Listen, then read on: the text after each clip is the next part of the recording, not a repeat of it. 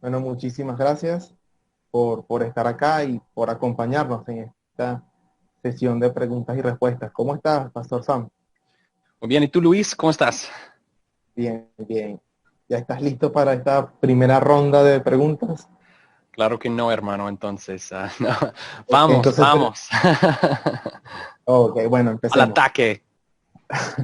Bueno, entre las primera pregunta, de manera general para iniciar, ¿por qué consideró necesario comenzar con una exposición de hermenéutica? En mi experiencia con libros acerca de la teología del pacto y con la gente hablando acerca de la teología del pacto, en mi experiencia muchos hablan acerca de la teología pactual sin saber por qué están diciendo lo que están diciendo. No saben por qué. Saben, conocen las conclusiones, pero quizás no las premisas.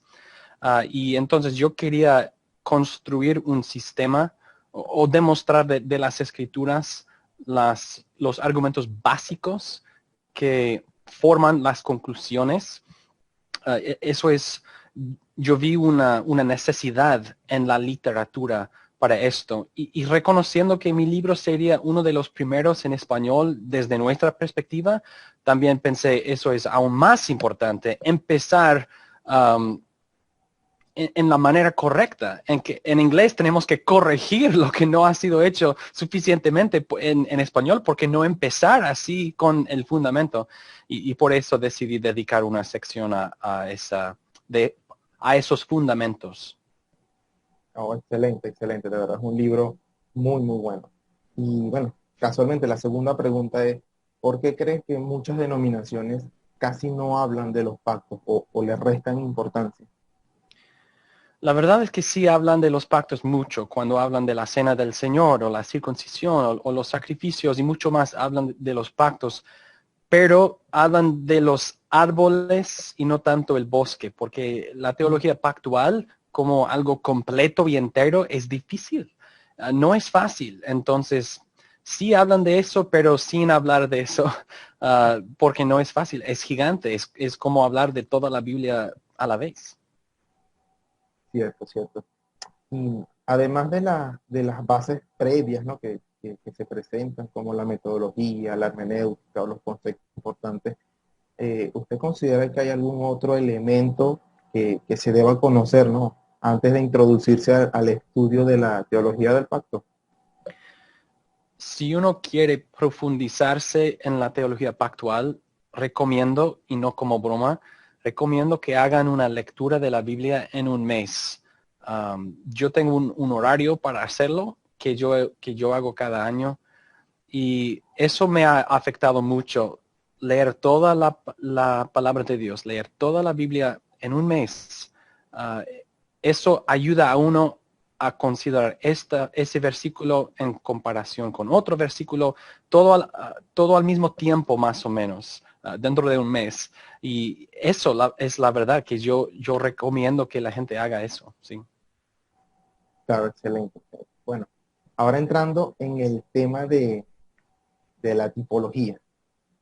Una pregunta dice así, ¿se puede decir que los tipos nunca fueron perfectos, que solo apuntaban a lo que vendría?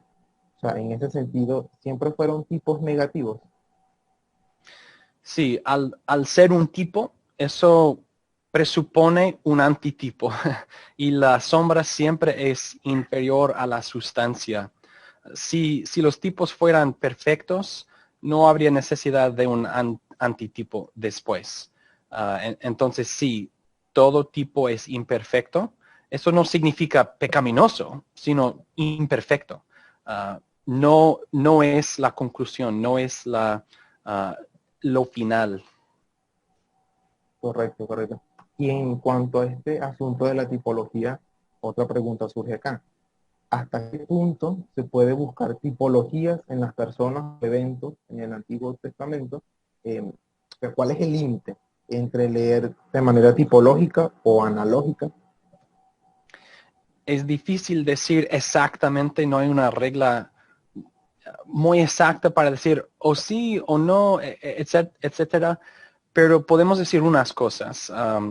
Primero, si la cosa que has identificado como un tipo, si la cosa no es cristocéntrica, si no tiene Cristo como su referente, si no tiene que ver con el misterio de Cristo y su reino y su pacto, entonces, ¿de qué es un tipo? No, no es un tipo. La tipología tiene Cristo al centro.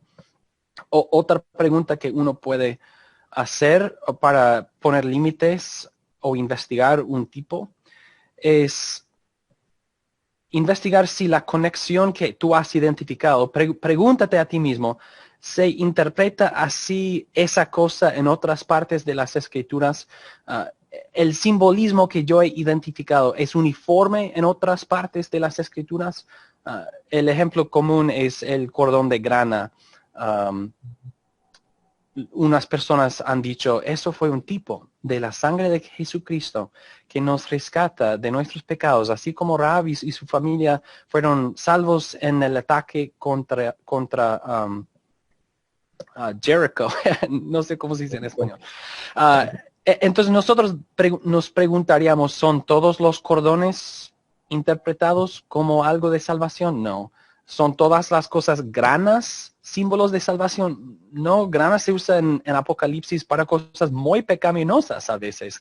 Entonces, si este simbolismo no es uniforme o común en las escrituras, es probable que no sea un tipo. Okay. Y hablando de esa búsqueda, otra pregunta surge acá y dice, si puedes mencionar un tipo en la escritura que probablemente por mala interpretación sea usado de manera incorrecta para hablar de Cristo, si es que hay alguno. Sí, ya hemos mencionado el cordón de grana. Um, pero si la gente encuentra a Jesús demasiado en el Antiguo Testamento, eso es mejor que no buscarlo. Entonces, yo prefiero encontrarlo en lugares en que no está, en lugar de no ver a Jesucristo en el Antiguo Testamento, que sería no entender el Antiguo Testamento.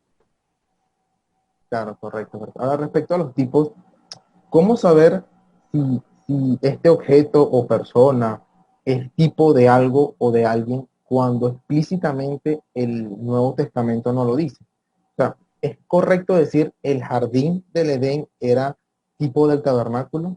La persona que hace esta pregunta dice que ve más gloria en el huerto que en el tabernáculo.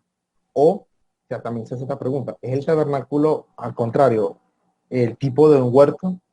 Eso no sería ir en retroactiva, como incorrecto, sabiendo que el tipo pues, apunta hacia adelante.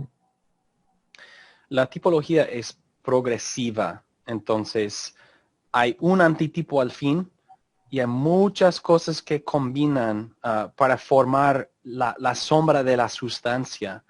Entonces, podríamos decir que sí, que Edén es un tipo del tabernáculo y del templo, pero todo eso forma la tipología de la iglesia y de la nueva creación. Entonces, tipología es colectiva y no es necesario especificar más.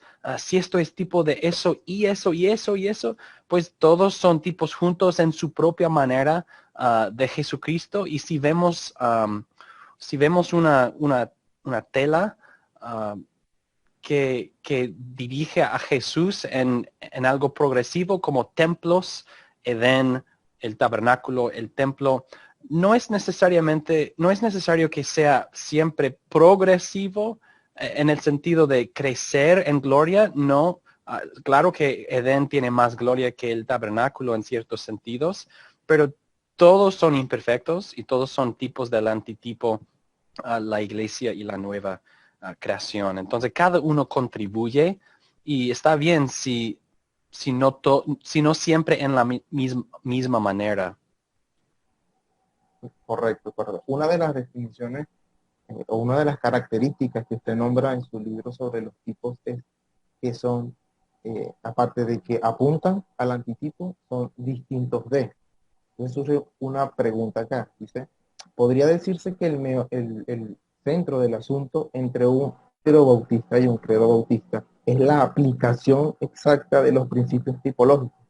Es decir, se trata solamente de reconocer si la diferencia entre el tipo y el antitipo es sustancial o meramente de grado. En algunos casos sí podríamos decir que la diferencia entre un credo bautista y un paido bautista se encuentra aquí, pero no en todos. Por ejemplo, Juan Owen y Juan Cameron y otros, ellos afirmaron la misma tipología, la diferencia de sustancia entre tipo y antitipo, pero también afirmaron que el pacto abrámico era el pacto de gracia. Entonces, aunque comparten la misma tipología, no comparten nuestro credo bautismo. Entonces, no es tan fácil, aunque sí, esto afecta mucho la diferencia entre los de credo y los de paido, sí. Por supuesto. Claro, o sea, implicaría, más allá de la tipología, también el sistema pactual sobre el que se construye. Exacto. Eh, Hablando del carácter típico de los símbolos y sombras en el pacto mosaico, eso los hacía distintos de las bendiciones a las que apuntaba. Sí, el autor a los hebreos dice que la sangre de machos cabríos limpia la carne y la sangre de Jesucristo limpia la conciencia. Entonces sí, las bendiciones, ah, los tipos sí son distintos del antitipo. Las bendiciones del pacto mosaico son distintas de las bendiciones del pacto de Cristo, el nuevo pacto. Correcto, correcto. Una Así como pregunta aquí, Canaán no es el cielo. buen punto, buen punto. Pero apunta al cielo. Sí. Una pregunta que surge, ¿cómo se trataría con un hermano que afirme que la manera correcta de leer las escrituras es a través del método cristotélico? O sea, ¿cómo se le daría a ese hermano para mostrarle la fuerza del uso de la tipología, tanto por parte de los autores del Nuevo Testamento como del mismo Señor Jesucristo en los Evangelios? No estoy exactamente seguro lo que este hermano quiere decir por cristotélico. En mi mente esto significa que el Antiguo Testamento dirige a Cristo, pero no, Cristo no está. Um, yo diría que es necesario recordar que la tipología no es la única manera en que Cristo se revela en el Antiguo Testamento. Entonces, si negamos la tipología, todavía nos queda mucho más en el Antiguo Testamento. Hay que aceptar primero el concepto o la verdad del misterio de Cristo, mencionado por Pablo varias veces. Pablo dice que Dios había revelado el misterio de Cristo. Cristo fue revelado en el Antiguo Testamento, pero como misterio. Entonces, el Antiguo Testamento no solamente dirige a Jesús en la historia, sino que Cristo es revelado en misterio. Y luego al aceptar esto, vemos que varias cosas contribuyeron al misterio de Cristo, tipología siendo solamente uno de ellos. Hay otras cosas, en particular, hay profecías directas que no son tipos. Una virgen concebirá. Ok, esto no es un tipo, eso es una promesa directa. Y en Belén nacerá. Esos son profecías directas que anuncian a Jesucristo. Otros ejemplos serían los textos, lo que se llama textos prosopológicos, en que una persona de la Trinidad habla en la persona de un profeta, o los profetas escriben, pero los hablantes son el Padre o el Hijo o el Espíritu Santo. Entonces, por ejemplo, en los cánticos del siervo, en Isaías 42 o 49, 50, 53, 61, Jehová habla y el siervo de Jehová habla. Y el siervo de Jehová dice, el Espíritu de Jehová está sobre mí y habla y dice muchas cosas. Eso es la voz de Jesucristo. Eso es el Hijo de Dios hablando en el Antiguo Testamento. Hay ejemplos en el libro de Hebreos donde el autor cita a ciertos salmos y dice que Jesús es el hablante, Jesús es la voz poética. Jesús está hablando en los salmos, Jesús está hablando en los profetas, no en cada versículo necesariamente, pero el punto es que Jesús no está al fin del Antiguo Testamento. Jesús está en el Antiguo Testamento en todas partes, por tipología, por profecías, por textos prosopológicos y probable más. Está en todas partes. Correcto. Y he escuchado del término cristofanía. ¿Esto es sinónimo de un tipo, antitipo o...? No, una cristofanía no es una manifestación de algo imperfecto que apunta a Jesucristo, sino es Jesucristo manifestándose en una forma visible, como el capitán de los ejércitos en Josué antes de la conquista de Canaán. Eso no es, Josué adora a y él recibe la adoración, no la rechaza. Entonces aquí una cristofanía, fanía significa manifestación, apariencia. Cristo aparece, no encarnado, no en una naturaleza que él se ha unido así, sino se manifiesta visiblemente a los hombres en el Antiguo Testamento. Y esto es una cristofanía, no es un tipo. Correcto, correcto. Ahora entrando en el tema de la parte de la creación, de lo que es natural, de lo sobrenatural. En el libro también se mencionan aspectos como ley natural, leyes positivas. Hay una pregunta, ¿por qué se consideran los pactos que son pues algo sobrenatural? Si nosotros consideramos las obligaciones naturales de los hombres a Dios, vemos que Dios, en relación a los hombres, Dios ha añadido más responsabilidades o más mandamientos, pero también Dios nos ha dado recompensas para nuestra obediencia. Y esas obligaciones y recompensas que Dios nos da más allá que nuestra existencia natural, esas cosas demuestran que los pactos en que vemos esos mandamientos o esas recompensas son más allá que la naturaleza, son sobrenatural entonces. Dios no nos debe nada como creador a nosotros si somos fieles, pero si Dios nos da una recompensa para nuestra obediencia, Dios ha añadido algo a nuestra relación con Él, un pacto. Es sobrenatural, así como la recompensa sería sobrenatural. Y por eso, obviamente hay muchas escrituras en que se basan esos argumentos, pero tendrás que leer el libro para encontrar esos versículos de Lucas y Job y otros lugares. Correcto, correcto. Un lector hace una pregunta sobre una cita de William James. Me gustaría leer la cita para, para que nos ayudes a aclarar un poco allí. William James expresa lo siguiente. Él dice, la religión tiene dos partes, la adoración natural y la adoración voluntaria o instituida. La adoración instituida es el medio ordenado por la voluntad de Dios para ejercer y fomentar la adoración natural. Esta adoración depende de la libérrima institución de Dios. Ninguna adoración de este tipo es lícita a menos que tenga a Dios por autor y promulgador de ella. Opuesto a esta adoración instituida está ese culto voluntario, que es ilícito, el cual es inventado por los hombres.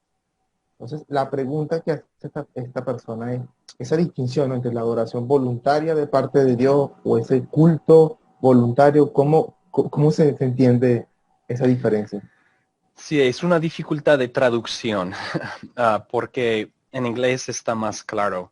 Cuando Ames dice adoración voluntaria, significa la adoración que Dios por su voluntad ha instituido.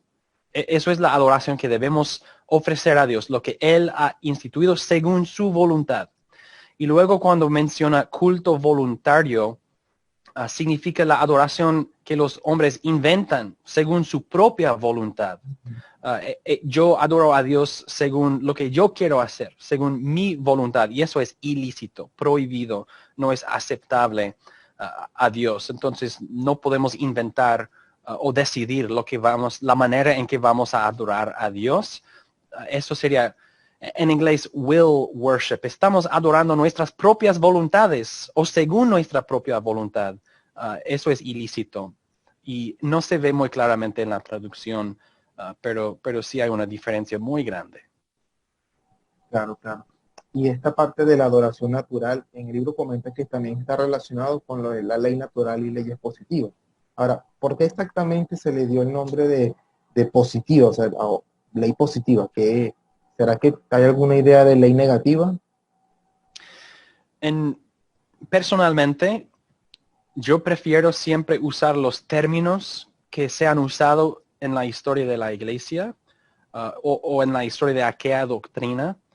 Y una ley positiva no es algo que yo inventé o escogí, sino que es el vocabulario de la teología en esta parte. Y significa, positiva significa añadida. Positiva es más que cero, negativo menos que cero. Entonces, una ley positiva es algo que Dios ha añadido más allá que la naturaleza, más que nuestros deberes naturales. Y por eso se llama positiva. Y por eso no hay un opuesto, una ley negativa. Eso no tiene sentido si entendemos el significado de una ley positiva, algo que Dios ha añadido en adición a nuestro deber natural. Correcto, correcto. Hablando ya de los pactos, de lo que se constituye eso, hay una pregunta aquí que dice, si fuera posible una explicación o comentario sobre el uso de la palabra condescendencia, que se usa tanto en la confesión de fe, incluso en la cita de Nehemías Cox, que habla de ello. Dios existe de sí mismo, independientemente. No nos necesita. Dios es bendito para siempre, no nos necesita, no hacemos feliz a Dios, no falta felicidad y nosotros proveemos la felicidad que Dios falta. No, si Dios no nos necesita y si Dios decide pactar con nosotros y darnos bendiciones sobre bendiciones sobre bendiciones a nosotros, criaturas, y nosotros criaturas pecaminosas también, todo eso se llama condescencia, porque Dios de su alteza, de su nivel ontológico infinitamente distinto de nosotros, Él interactúa con nosotros en una manera personal, a un nivel como nosotros. Nosotros pactamos, tenemos acuerdos, tenemos, sí, así, hacemos promesas y todo eso, tenemos contratos, mucho más. Dios interactúa con nosotros en esa manera y eso no corresponde a su grandeza. Eso es según los límites de nuestra naturaleza. Entonces, por eso decimos que es una condescendencia de parte de Dios. Y así estamos adorando a Dios, reconociendo su grandeza y reconociendo nuestra bajeza, no sé, nuestra humildad como criaturas. En ese sentido, todos los pactos salen, ¿no?, de la condescendencia de Dios. Sí, claro, todos. En, en cuanto a esa adoración a Dios, tanto natural como instituida, hay una pregunta interesante sobre lo que hizo Caín y Abel, la ofrenda que dieron. Dice así, el autor da a entender que Dios requirió tanto de Caín como de Abel las primicias del rebaño. ¿Por qué se deduce que Dios instituyó explícitamente a Caín y Abel la manera en que deben ofrendar? O sea, ¿qué texto soporta tal deducción? ¿No sería más bien que ambos ofrendaron siguiendo una adoración natural, por lo que la apreciación del Señor no se debió a la condición de la ofrenda en sí, pues no estaba estipulada, sino a la condición del oferente, como parece indicar la expresión, el Señor miró con agrado a Abel? Y si se argumenta que ambos debían ofrendar del rebaño porque en la ley natural Dios puso ciertas instrucciones, según la frase de Bullinger, nuevamente, ¿qué texto soportaría dicho argumento? Eso es un argumento no perfectamente conclusivo al decir que Dios había instituido la manera en que ellos deben sacrificar. Creo que no podemos demostrarlo definitivamente, entonces yo no lucharía mucho con esto. Quizás estoy quizás no estoy correcto en esto, pero esas son mis razones. Si vemos un sistema de ofrendas y sacrificios en escrituras siguientes después, y en este sistema vemos que ciertos sacrificios serán aceptados y otros no en el reino de Israel. Si vemos, hay un sistema de sacrificios, algunos lícitos, otros no.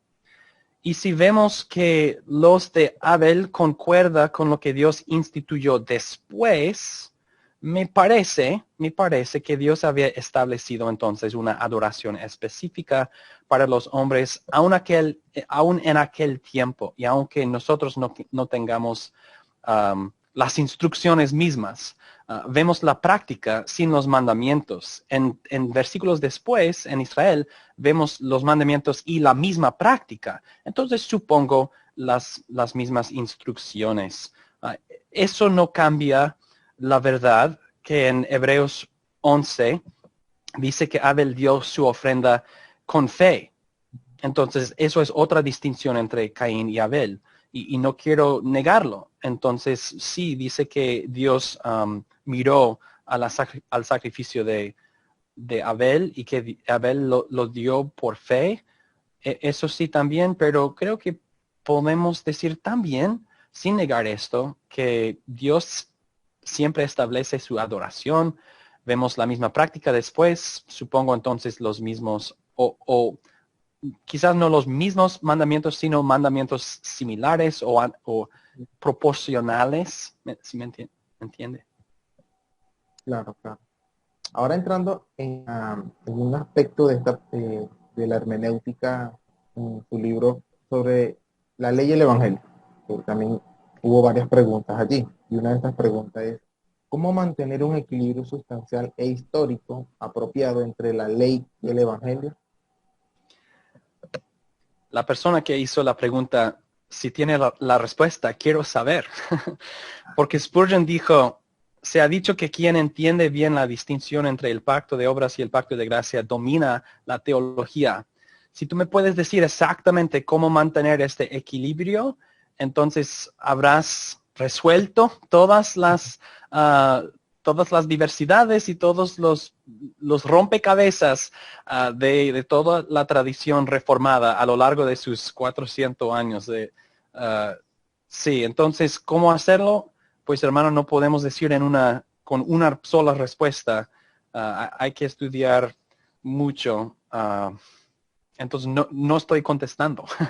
No estoy contestando. No podemos con ese tiempo limitado. Perfecto. Entonces, siguiendo con lo de la ley y el evangelio, ¿a qué se refiere cuando dice que la ley y el evangelio son opuestos en sustancia? Sí, estamos hablando acerca de la ley y sin respecto a la caída del hombre, porque la ley es la ley si el hombre cae o no. Y la ley te instruye, te manda acerca de cómo debemos vivir. Entonces, si guardas la ley, eres justo. Puedes ser justo entonces en tus propias obras por la ley. Y Pablo dice en Romanos 2 que el hacedor de la ley será justificado. La ley aprobará, la ley dirá sí, has hecho lo correcto. Entonces, si guardas la ley, serás justa en tus propias obras. En el Evangelio somos justos en las perfectas obras de otra persona, de Jesucristo. Estos son opuestos. En la medida que yo soy justo en mis propias obras, no soy justo en las obras de otro. En la medida que soy justo en las obras de otro, no soy justo en mis propias obras. Entonces, por eso decimos que son distintos en sustancia, son opuestos, son diferentes, no opuestos en el plan de Dios, no opuestos en todo sentido, pero básicamente es o el uno o el otro, justo en tus propias obras o justo en las obras de Jesucristo. Y obviamente después de la caída es imposible ser justo en tus propias obras por la ley y por eso nosotros abrazamos a Jesucristo por la fe y somos justos en sus obras. Pero eso no cambia el hecho, la verdad que si pudieras guardar la ley, sí serías justo. No perdonado porque eres justo, la ley te declara justo, has hecho lo bueno. Pero el Evangelio y la ley así se excluyen mutuamente en este sentido y por eso decimos que son distintos en sustancia. Ok. Con respecto a esto mismo, ¿podríamos decir que la ley es parte del Evangelio o en todo realmente son diferentes y opuestos? Considerado absolutamente en sí mismos, no, son distintos y completamente, o pues quizás no completamente, pero en definición son diferentes. Pero creo que la pregunta sería mejor decir respecto al pacto de gracia y la ley. Son distintos y así no es. La ley es parte del pacto de gracia, como dice nuestra confesión de fe en capítulo 19, porque la ley no se usa en el pacto de gracia para justificarnos, sino para dirigir nuestra obediencia. Y por eso hay un concuerdo entre la ley y el evangelio en el pacto de gracia, mientras la ley y el evangelio en sí mismos, si quieres ser justo, sí son opuestos. Oye, entiendo, entiendo. Hablando de esta distinción entre la ley y el Evangelio como coexistiendo a lo largo de la historia de la redención, aquí hay una pregunta que dice que si esa ley y Evangelio se refiere a la ley moral, que si es así, ¿de qué manera la ley moral estaría presente hoy como una senda de justificación y esta ley moral es una ley natural y no de pacto? Es decir, si su cumplimiento no otorga recompensa, pues es una obligación natural. O es que el autor postura que Dios colocó la ley moral dentro de un pacto de tal modo que su cumplimiento ya no solo sea una obligación natural, sino que de ella se desprenda algún tipo de beneficio o recompensa.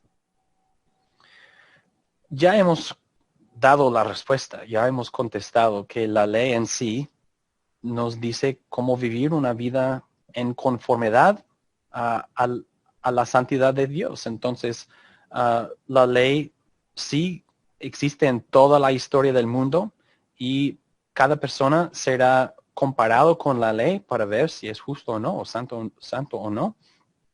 Pero la ley en sí no ofrece perdón. La ley no ofrece salvación entonces. Nosotros pensamos en justicia frecuentemente desde la perspectiva post caída, después de la caída. Uh, la ley es la ley antes de la caída y después de la caída, sea en pacto o no.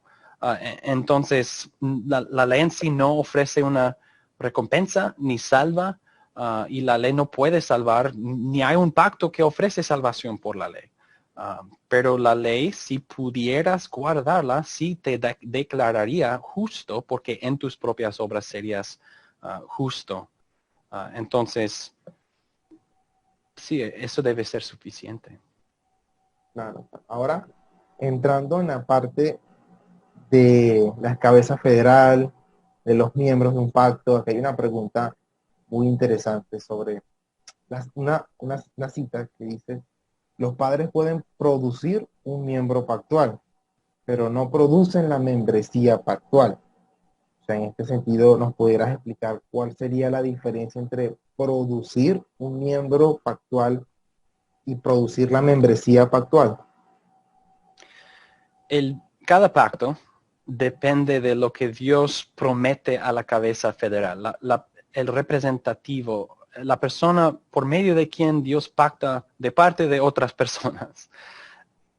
El pacto, ¿qué es el pacto? Depende, ¿qué ha prometido Dios a la cabeza federal? Eso constituye o define el pacto mismo.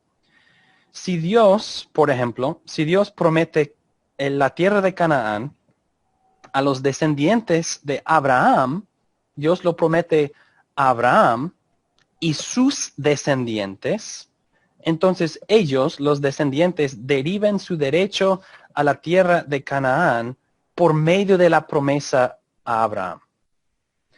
Un padre, entonces, en esos descendientes, en este linaje, un padre y un hijo tienen el mismo derecho a la tierra de Canaán, porque tienen el mismo padre o la misma cabeza federal, Abraham.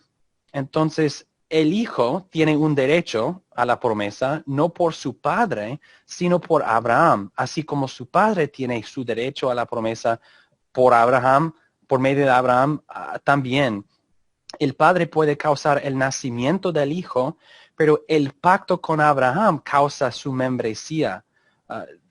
Todo depende de lo que Dios ha prometido a la cabeza federal, y esas promesas alcanzan a todos sus descendientes si Dios ha prometido a sus descendientes a ciertas cosas. Así, así vemos la diferencia, pero también la relación entre descendientes naturales y descendientes sobrenaturales. Todos los descendientes de Abraham, mientras su pacto era vigente, recibirían las promesas del pacto por medio de Abraham. Porque eran sus descendientes. Así también Jesucristo tiene una descendencia, tiene hijos. Y las promesas a Jesucristo alcanzan a todos sus hijos en toda parte, porque el pacto y sus promesas depende de la cabeza federal y las promesas a la cabeza federal. Y la generación simplemente produce más miembros del pacto, pero el pacto ya existe y sus promesas ya existen. Y la gente, los miembros deriven su derecho no de la generación antes de ellos, sino de la cabeza federal mismo. Eso es lo que quiero decir cuando digo la diferencia entre producir un miembro del pacto y producir la membresía pactual. Oye, muy interesante. Creo que eso repercute, ¿no?, en el asunto del bautismo de infantes. Aquí hay una pregunta referente que dice, en cuanto al bautismo de infantes, al conversar, pues, con nuestros hermanos presbiterianos, ¿es mejor ir a los pactos y su cabeza federal para afirmar nuestra posición del bautismo de creyentes, o es mejor ir al significado de la palabra bautismo? El significado de la palabra bautismo en sí no será la conclusión. Um, Normalmente hay dos ramas o dos caminos que uno usa para argumentar, el uno siendo la teología pactual y el otro siendo los mandamientos de Jesucristo. Y los dos son necesarios e importantes, porque si nuestros hermanos presbiterianos no aceptan el argumento acerca de los pactos y las cabezas federales, nos queda el argumento acerca de la institución de Jesucristo en Mateo 28, la institución del bautismo. Si Cristo lo instituyó así, bautizar a discípulos, ¿qué derecho tenemos nosotros para cambiar aquella práctica? Si el dador de la ley ha instituido la práctica de su iglesia así, ¿qué derecho tenemos? Aun si los pactos son un pacto y todo eso, ¿qué derecho tenemos de practicar esa ordenanza, ese sacramento en otra forma, en una forma distinta de la institución misma? Entonces, esos dos argumentos, la teología pactual y los mandamientos mismos, son necesarios e importantes y debemos combinar los dos, y es lo ideal. Claro, claro. El simple hecho, ¿no?, de la palabra bautizo significaría exclusivamente inversión. En mi opinión, no. En mi opinión significa un proceso de lavar, un evento de lavar. La verdad es que en la historia de la reforma, ellos mismos, los reformados, ellos dijeron inmersión o también aspersión. Los dos son legítimos. Los dos son aceptables. Los reformados de hoy y los bautistas de hoy toman un lado. Y por aspersión no quiero decir rociar, sino derramar. Entonces, no profundizar, sino o bautizar, así como lo conocemos, o derramar sobre una persona en el agua. Esos dos eran aceptables y para mí también. Pero para mí es un poquito raro que hoy el estado del debate es o rociar, ¿qué? O inmersión, no más. Pero la pregunta es, ¿qué significa bautizo? Y en mi opinión significa lavar, y hay diferentes maneras de lavar, pero rociar no es uno.